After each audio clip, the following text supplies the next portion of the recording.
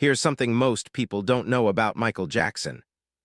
Before the world tour, before the moonwalk, before Thriller sold 70 million copies and made him the best-selling album artist of all time. Before any of that, there was a school principal in Gary, Indiana, who tried to make him stop. Not stop performing, not stop singing, just stop dancing during school assemblies.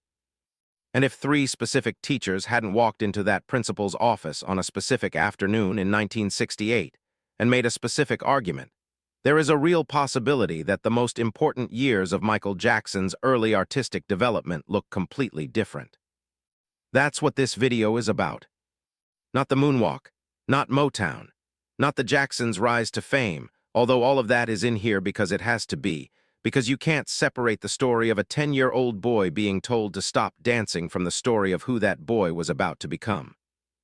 This is a story about 3 teachers who saw something in a child that the system around him didn't have a category for, and who decided to do something about it instead of letting it go.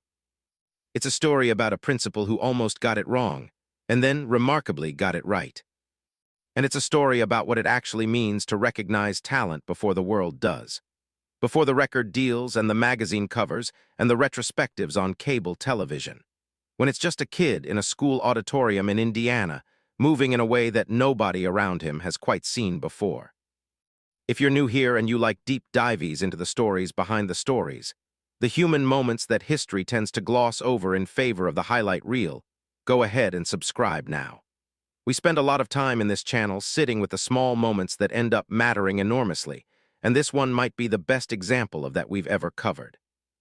Let's go back to Gary, Indiana. Let's go back to 1968. To understand what was happening in that school in the spring of 1968, you need to understand the city that produced it. Gary, Indiana in the 1950s and 1960s was one of the most racially and economically stratified places in America. It had been built almost entirely around the steel industry, specifically around U.S. Steel's Gary Works plant, which when it opened in 1906 was the largest steel mill in the world. The city itself was essentially a company town that had grown into something more complicated than a company town, with a downtown, a civic identity, a community of churches and schools and social organizations, and a working-class black community that had migrated north in the waves of the Great Migration and built, within the limitations that American racial segregation imposed, a life. The Jacksons lived at 2300 Jackson Street. Not named after them, the address just happened to match, in a 2-bedroom house that was small enough to be called modest by any standard and that housed at various points up to 11 people. Joe Jackson, Catherine Jackson, 9 children. The house was 672 square feet. You can do the math. Joe Jackson worked at U.S. Steel. He worked rotating shifts, which meant the rhythms of the household organized themselves around his schedule in the way that working-class households do, not with particular resentment, just with the practical adjustment that people make when the work determines the time, and the time determines everything else. Joe also played guitar. He had played with a group called the Falcons, not the famous one, a local group, and the guitar had been an important enough part of his identity that when family life took over and the professional music didn't happen for him, the instrument stayed. It stayed in the house. It stayed in reach.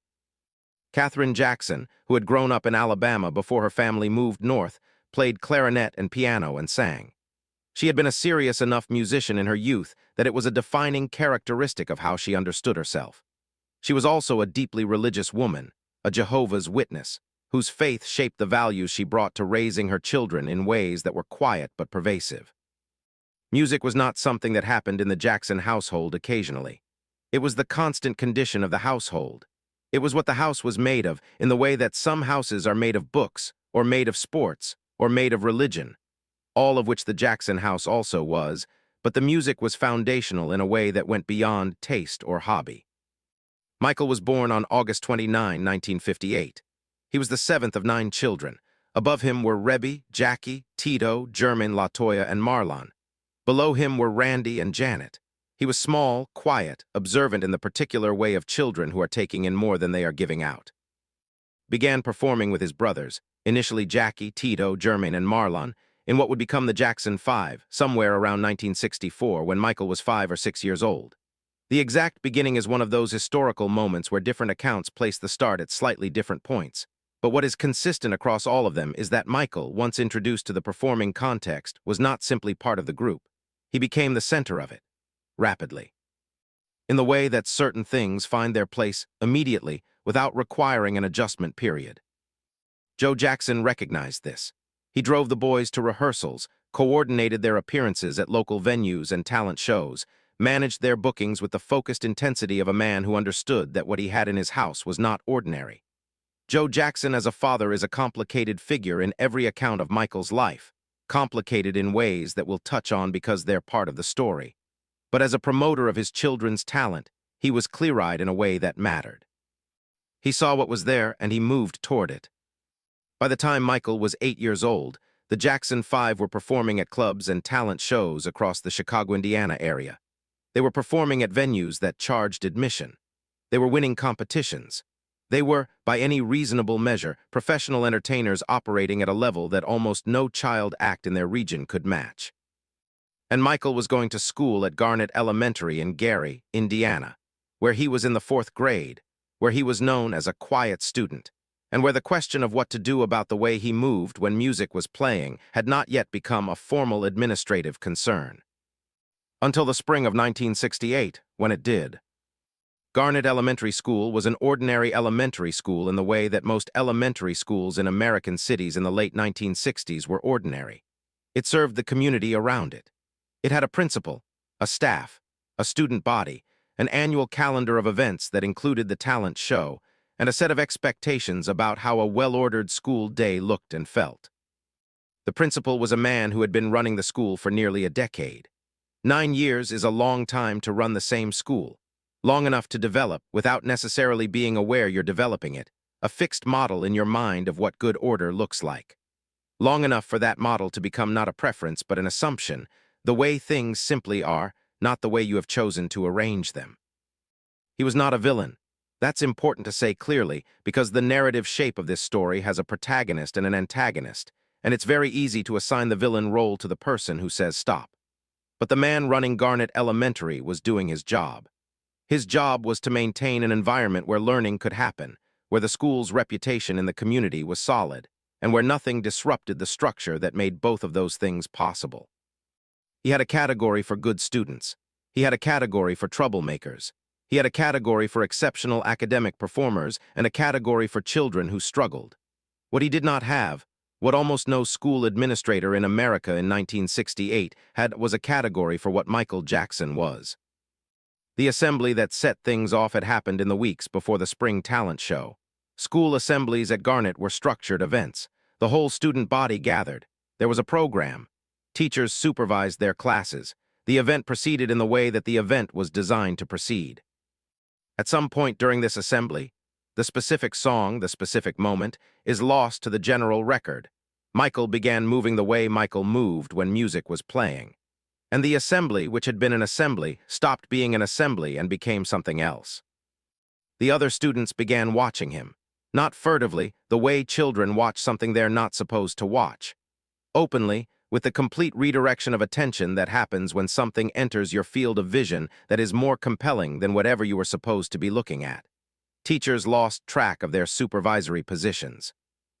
The organized flow of the event broke down, not into chaos, but into attention. A single large, involuntary focusing of every person in the room on one 10-year-old boy. The principal saw it. He had the reaction that a person responsible for the order of an institution has when that order is reorganized by something they didn't plan. It wasn't anger. It was recognition, the recognition of a disruption, and the decision that followed automatically from that recognition, which was that the disruption needed to be managed. He called Michael to his office the next morning. The conversation was professional and clear. He explained that school assemblies had a purpose and a structure.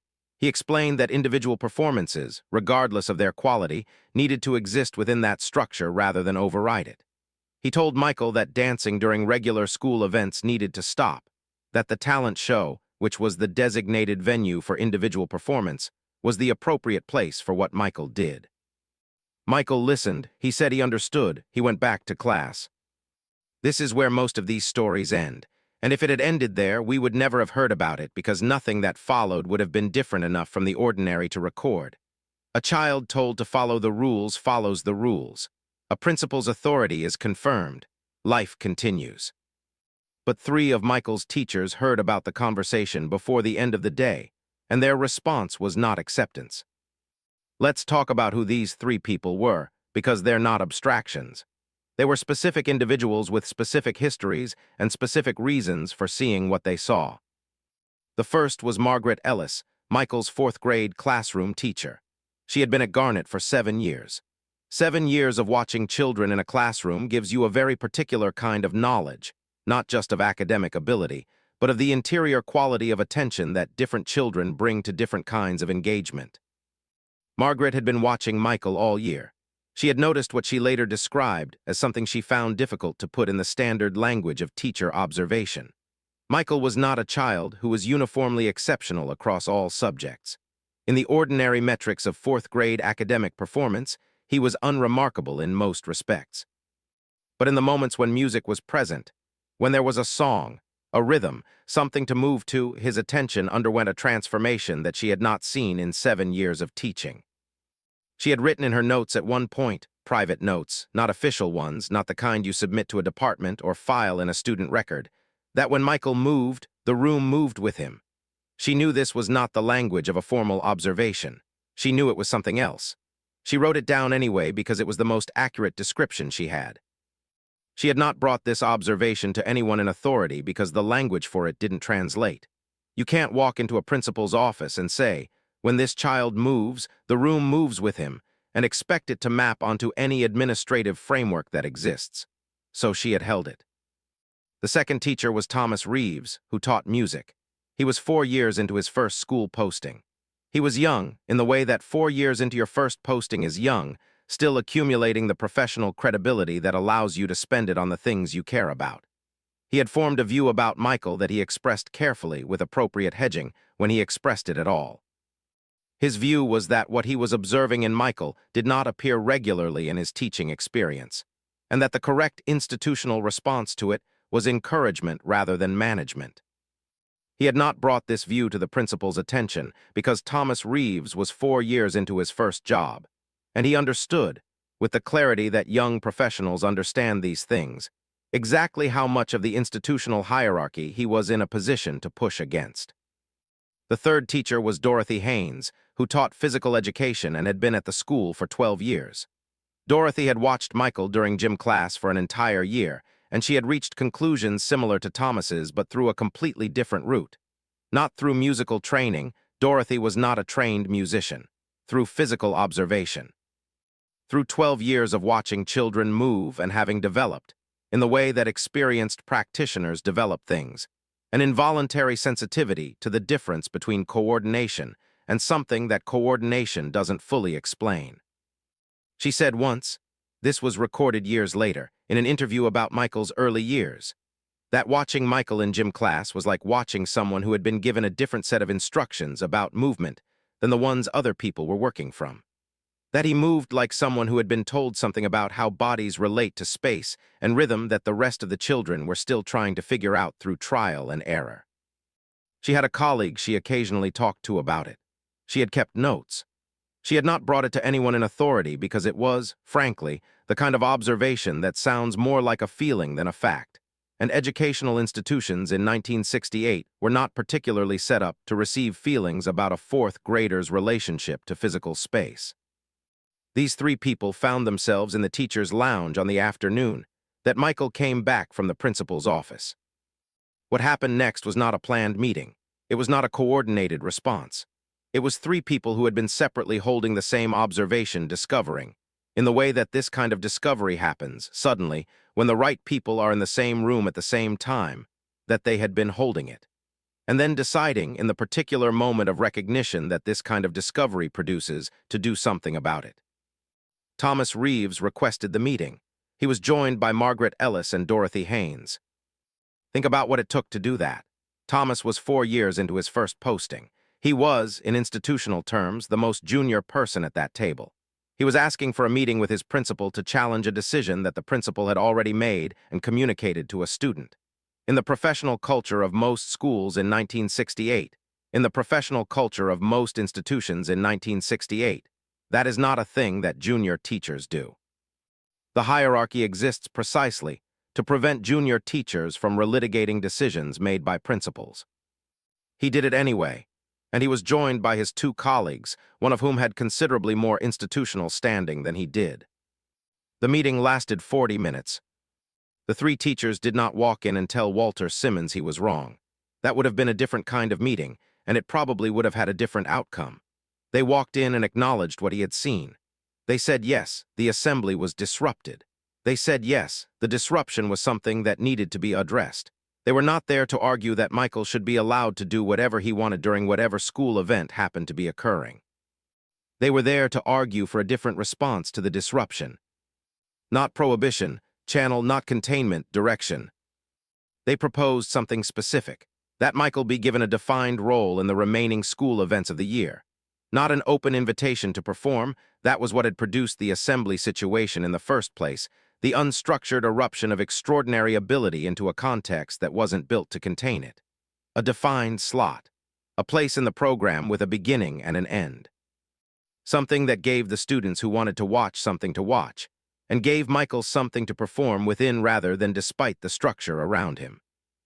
They explained what they had each observed in their different capacities over the course of the school year. Margaret spoke about classroom attention. Thomas spoke about musical ability. Dorothy spoke about physical capacity. They were not speaking in vague terms. They were speaking as professionals who had been watching a specific child in specific contexts and had formed specific views. The principal listened to all of it. He asked about supervision. He asked about precedent, about whether agreeing to a special accommodation for Michael would create an expectation from other students and parents that similar accommodations would be available. He received answers to both questions that he found adequate, if not entirely satisfying. He said he would think about it. The next morning he said yes. The Spring Talent Show at Garnet Elementary in 1968 was an event that had been running for 11 years. It was organized by the music and physical education departments, which means it was organized, in part, by Thomas Reeves and Dorothy Haynes, both of whom had just walked out of a 40-minute meeting in which they had advocated for a specific change to how it would run. Michael was third on the program. There was a beginning and an end. The structure was clear, the slot was defined, and the attention of every person in the auditorium, the full student body, the parents and family members who had arranged to be present on a Thursday afternoon, was focused on the stage. The principal sat in the front row. There is something significant about that detail. He didn't sit in the back where he could observe without being observed. He didn't send a deputy. He sat in the front row, which is the seat of someone who has made a decision and intends to face its consequences with full attention. He was watching. What he saw was what Margaret Ellis had been trying to write in the plain, declarative language of teacher observation for an entire school year, and what Thomas Reeves had been carefully and professionally expressing to colleagues, and what Dorothy Haynes had been describing in the margins of her own private notes. Michael Jackson, third on the program, at a school talent show in Gary, Indiana, in May of 1968, was 10 years old. He had been performing with his brothers in venues considerably larger than the Garnet Elementary Auditorium for 3 years. He had the particular quality of attention, the completeness, the presence, the unreserved commitment to what was happening in the moment, that Margaret had noticed in the classroom, and Thomas had noticed in music class and Dorothy had noticed in the gym, applied now to the full available context of an auditorium stage with an audience. Everyone there knew it. The students knew it in the immediate, unanalyzed way that children know things, through the simple recognition of something that makes them lean forward in their seats and feel that the air in the room is different. The parents knew it. The teachers knew it. The principal in the front row knew it. He said nothing about the performance that afternoon. He said nothing about it at the faculty meeting the following week. He returned to the regular business of running a school. What he said privately, and this was reported by Dorothy Haynes many years later in a conversation with a journalist writing about Michael's early life, was said to Dorothy directly. He came to find her in the gym about a week after the talent show. He stood there for a moment and then said something that she thought was worth writing down. She did write it down because she recognized it for what it was, a rare thing. He said, "I almost stopped something I didn't understand." He said, "I'm glad Thomas and Margaret and you came to see me." He said, "I would have been wrong about this one." That's it, that's the whole statement. No surrounding apparatus of justification. No context setting that would soften the admission. No, of course, one can understand how, given the circumstances, it would have been reasonable to, none of that, just the plain, declarative acknowledgement. I would have been wrong. I am glad you stopped me. Dorothy said she kept what he said because in her experience, 12 years of experience in a school, which means 12 years of watching the relationship between people with authority and people without it. That kind of admission without qualification was rare. She said she thought about it often in the years that followed. She said she tried to bring that quality to her own professional mistakes and did not always succeed. She said the standard he had set in that conversation in the gym was one she was still working toward decades later. Michael performed at every Garnet Elementary School event for the following 2 years, in the defined slot, with the beginning and the end. He was 11, then 12. He was, in those years, also performing with his brothers in venues that were not school auditoriums. The group was moving through an arc that would eventually bring them to Motown Records in 1969, which is a story all its own. But the school events were the school events, and he showed up for them the same way he showed up for everything, which was completely. Dorothy Haynes attended everyone. She sat near the center of the auditorium, in a position that let her watch both the stage and the audience. She said she watched the audience as much as she watched Michael, because the audience's response was what she had been trying to describe for years, and watching it confirmed each time what she and Thomas and Margaret had written in their respective private notes. He does something to the room. Decades later, several of the students who attended those talent shows and year-end events were interviewed in the context of retrospectives and documentaries about Michael Jackson's early years in Gary. What's remarkable about what they said is not that it was extraordinary. What's remarkable is how consistent it was. People who had been 5, 7, 10, 12 years old in those auditoriums. People who had no framework in 1968 for understanding what they were watching in any terms beyond the immediate and instinctive, described the same thing in different words. A woman who had been 7 years old at the spring talent show said she remembered sitting in the auditorium and feeling like the air had changed. She said she hadn't understood what that meant when she was 7. She said she had spent a long time coming to understand it since. She put it this way, "You know how sometimes a room is just a room and sometimes it's a place? That's the difference. When Michael danced, the auditorium became a place. It had never been a place before.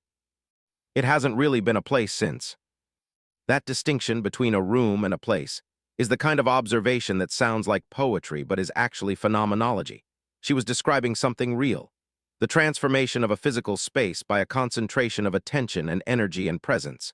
The auditorium was the same building it had been before and after. The transformation was in what was happening inside it and who was causing it to happen.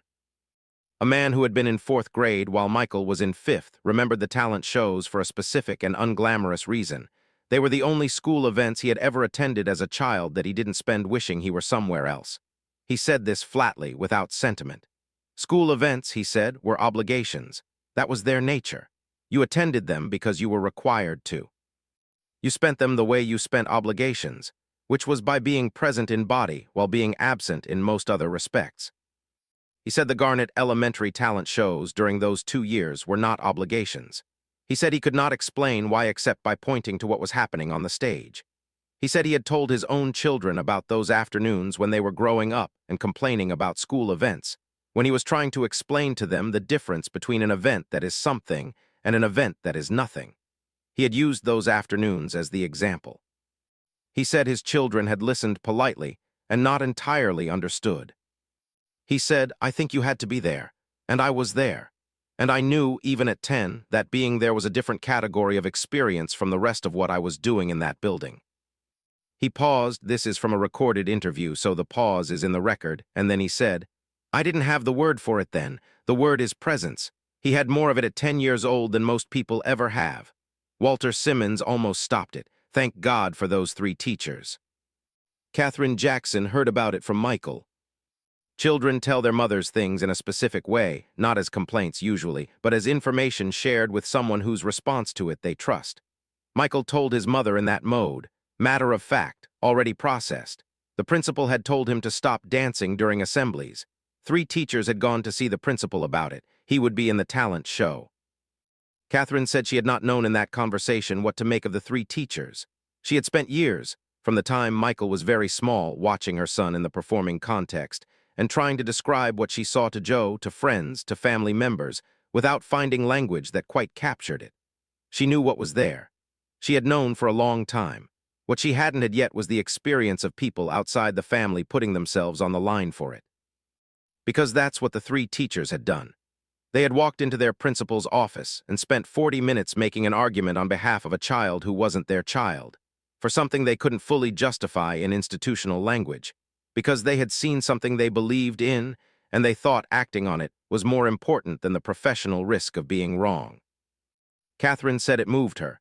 She said she thought about those three teachers many times in the years that followed, through the Motown years, through the solo career, through everything. She said, they didn't have to do that. They could have let it go. They saw something and they did something about what they saw. That's all it takes sometimes. Someone who sees it and does something. She said, we had Joe, we had each other. But out there in the school, it was those three teachers. I never forgot them. I hope they knew that what they did mattered. I hope they knew. That last sentence, I hope they knew, is the sentence that stays with you if you sit with this story for any length of time. Because Margaret Ellis and Thomas Reeves and Dorothy Haynes were not famous. They did not become famous for what they did.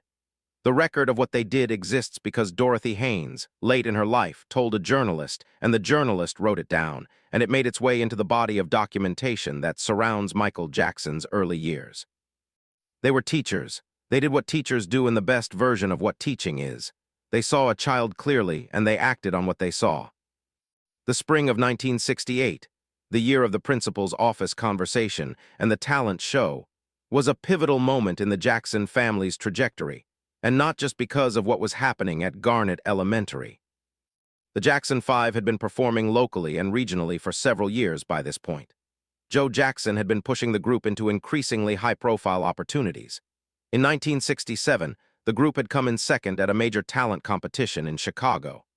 In 1968, the year of the talent show, they were beginning to attract the kind of attention that would eventually lead in 1969 to their signing with Motown Records. The path to Motown is one of those stories where multiple versions exist, and the full truth is somewhere in the archaeology of competing accounts. The most commonly cited version is that Diana Ross, after seeing the group perform, introduced them to Berry Gordy. Other accounts credit Bobby Taylor, a Motown artist who had seen them perform in Chicago. The most honest assessment is that multiple people saw what Joe Jackson had been showing the industry, and the industry eventually couldn't ignore it. Berry Gordy signed them in 1969. Michael was 11 years old. Their first single, I Want You Back, was released in October of that year and went to #1 on the Billboard Hot 100 in January 1970. The Jackson Five became, almost instantly, one of the most commercially successful acts in American popular music.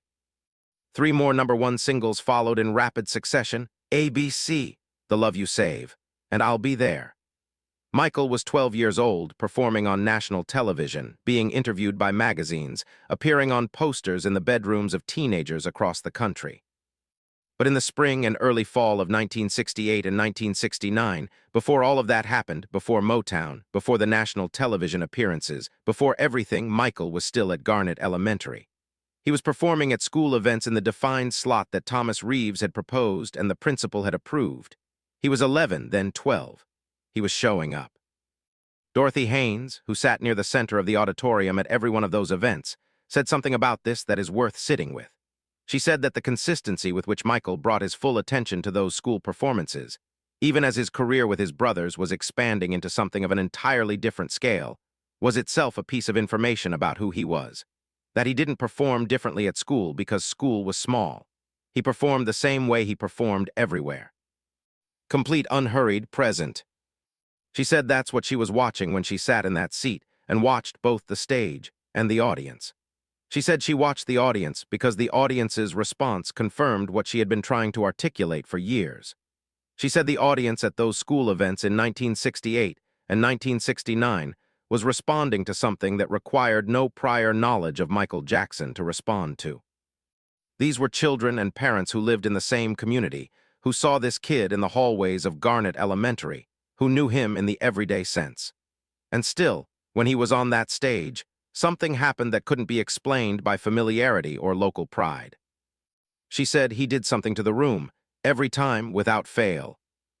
There are several things this story is about, and they're worth separating out, because each one is genuinely important in its own right. The first thing it's about is the nature of extraordinary ability in institutional contexts. Schools are built for ranges. They are built for the middle of the distribution with accommodations at the edges, and they are built with the implicit assumption that the most significant thing to manage is failure. Failure to meet standards, failure to behave within norms, failure to demonstrate the competencies that the institution exists to develop. What schools are almost never built for is the specific kind of disruption that comes from someone who exceeds the institution's categories in a direction the institution hasn't planned for. Michael Jackson wasn't a problem student in any conventional sense. He wasn't acting out. He wasn't struggling. He was simply doing something that the school's framework didn't have a box for, and in the absence of a box, the instinctive institutional response was to apply the closest available box, which was disruption, and manage accordingly. The principal's initial response was not malicious. It was institutional. It was the response of a well-meaning person operating within a framework that genuinely didn't account for what he was seeing. The framework said, assemblies have a structure, individual performances belong in the talent show, disruptions to the structure need to be managed. He applied the framework. That's what frameworks are for. What the three teachers did was not break the framework. They worked within it. They didn't say the framework is wrong. They said the framework has another option that you haven't considered. They proposed the defined slot. They proposed the beginning and the end. They found the solution inside the structure rather than outside it. That's important, because the instinct when confronting institutional rigidity is often to argue against it frontally, to say the rules are wrong and should be changed, which is sometimes true but almost always unsuccessful as a strategy. What Thomas and Margaret and Dorothy did was find the way the rules could accommodate what they were advocating for and make that case instead. It was smarter, and it worked. The second thing this story is about is what it means to see something and do something about it. Katherine Jackson's words about the three teachers, they saw something and they did something about what they saw, describe a quality that sounds simple and is profoundly difficult in practice. Most of us, most of the time, see things we don't act on. We see a child in a classroom who has something extraordinary and we write a note in our private notebook, and we don't bring it to anyone because we don't have the language for it, and we don't want to sound like we're claiming something we can't prove. We see an injustice and we think, someone should do something about that, without volunteering to be the someone. We recognize something that matters and we wait for the moment to act on it, and the moment passes, and we tell ourselves there wasn't really anything we could have done. The three teachers did not do that. They held the observation, yes. They hadn't brought it to anyone in authority before this moment, yes. But when the moment came, when the principal's decision created the specific condition in which acting on what they knew was necessary, they acted. Thomas Reeves, 4 years into his first job with the least institutional standing of anyone in that meeting, requested the meeting. That took courage. It took the specific courage of someone who has something they believe in and chooses to spend their professional credibility on it. The third thing this story is about is what it looks like to be wrong gracefully. I would have been wrong about this one. That sentence, said without qualification, said to a colleague in a gym in private without the surrounding context of a formal acknowledgement that would have given it a different texture. Said because it was true, and because the person who said it was, despite everything, the kind of person who could say true things about himself when the evidence required it. This is rarer than it should be. Most people who are wrong about something, especially people in positions of authority who are wrong in ways that had consequences, find ways to reframe their wrongness. Given the information available at the time, it was a reasonable decision. One couldn't have been expected to anticipate. The outcome, while positive, doesn't necessarily vindicate the argument made at the time, all of which may be true, but which are also ways of not saying, I would have been wrong. He said, I would have been wrong. And then he said he was glad the three teachers had come to see him, which means he was expressing gratitude for being stopped from making a mistake. Not resentment at being challenged, not grudging acknowledgement, gratitude. Dorothy Haynes was right that this was rare. It's still rare. It's the kind of thing that's easy to say you would do in the abstract and genuinely difficult to do in the specific instance where your authority has been challenged and you've been shown to be on the wrong side of something. He did it in a gym, in private, without being asked. There's a question that hangs over all of this, and it's worth nomming directly. Does any of this actually matter to what Michael Jackson became? The honest answer is, we don't know, and we can't know. History doesn't run controlled experiments. We can't rewind to 1968 and remove the three teachers from the story and observe what happens to Michael Jackson's development without them. What we can say is this: the years between ages 10 and 12 are, in the development of a performing artist, significant years. They are the years when certain capacities, confidence, stage presence, the ability to read an audience and respond to them in real time, either develop or don't. They are years when the performing context either becomes a place of comfort and expansion or a place of constraint and anxiety.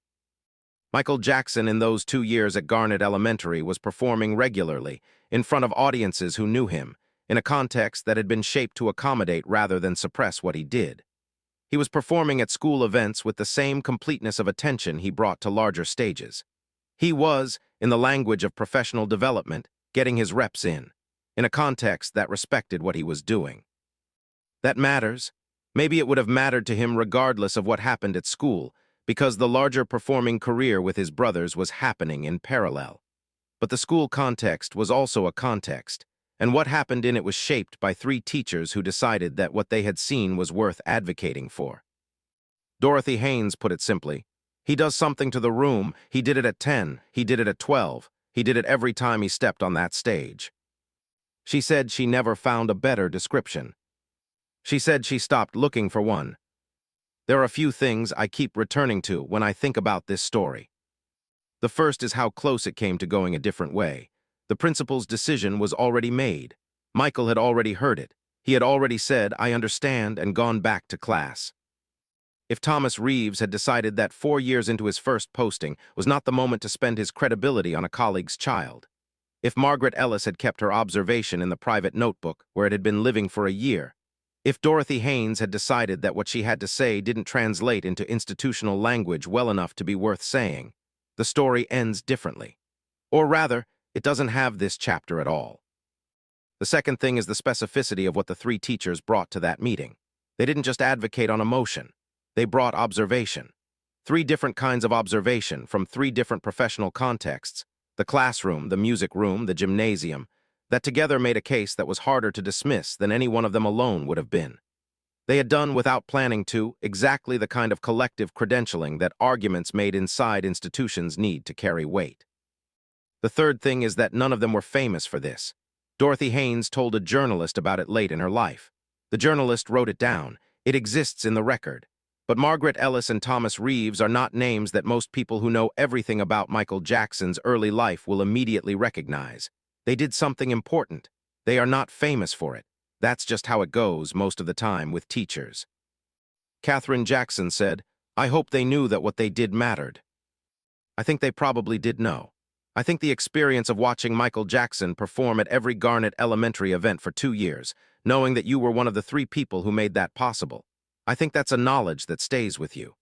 I think Dorothy Haynes sitting in the center of that auditorium, watching both the stage and the audience, watching the audience lean forward and feel the air change, I think she knew. I hope she knew. If this story hit you the way it hit me, I would really appreciate it if you shared it with someone who needs to hear it. A teacher in your life, a parent, someone who works with kids and sometimes wonders if the small things they do matter. Because this story is the answer to that question. The small things, a note in a private notebook, a conversation in a teacher's lounge, a 40-minute meeting with a principal, are sometimes the entire story. Subscribe if you haven't already. We cover stories like this one, the human moments behind the historical record, the small decisions that had enormous consequences, on a regular basis. Every week there's something like this waiting to be found, and it's the thing I love most about making this channel. And leave a comment with the name of a teacher who saw something in you, who noticed what you were before you knew what you were, who did something about what they saw. I read every comment. I want to know who those people were. Because they're everywhere. They're in every school in every city doing what Margaret Ellis and Thomas Reeves and Dorothy Haynes did. Watching, noticing, writing things in private notebooks that don't quite fit the official language. And sometimes, when the moment comes, walking into the principal's office.